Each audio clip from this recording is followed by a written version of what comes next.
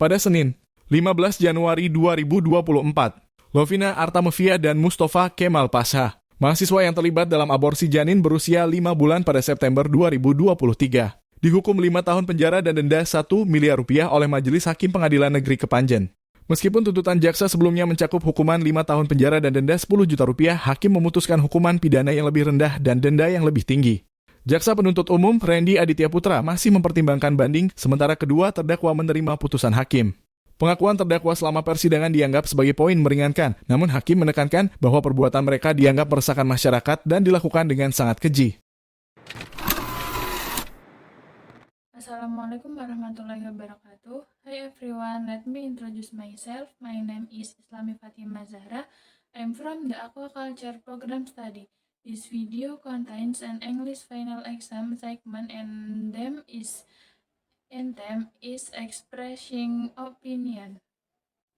When it comes to the debate around aborting right, I want to perfect this by saying that I understand this is an incredibly complex and sensitive issue where people have deeply held belief.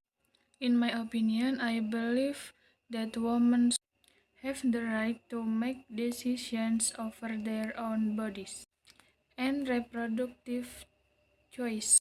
From my perspective, forcing someone to remain pregnant against their will is a violation of their bodily autonomy. There are already so many children in need of adoption, and I worry that restricting aborting will lead to more children being born into unstable situations that they did not choose.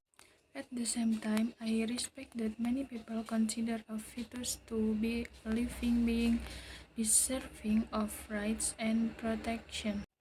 I don't agree, but I can understand why they feel that way based on their moral or religious conviction. Ultimately, I just don't think the government should be making such a personal decision for women. But I know good people can disagree on this issue. Those are just my thoughts based on my own moral framework. As many opinions as I can convey, if there is a lack, please excuse me. Thank you so much. Wassalamualaikum warahmatullahi wabarakatuh. Petugas kepolisian Satreskrim Polsek Kelapa Gading menggerebek sebuah unit apartemen di kawasan Kelapa Gading, Jakarta Utara yang dijadikan sebagai tempat praktik aborsi sejak 14 Desember lalu. Dalam penggerebekan ini, petugas menangkap 2 orang perempuan sebagai tersangka serta mengamankan sejumlah peralatan medis yang digunakan untuk praktik aborsi seperti alat suntik dan vakum.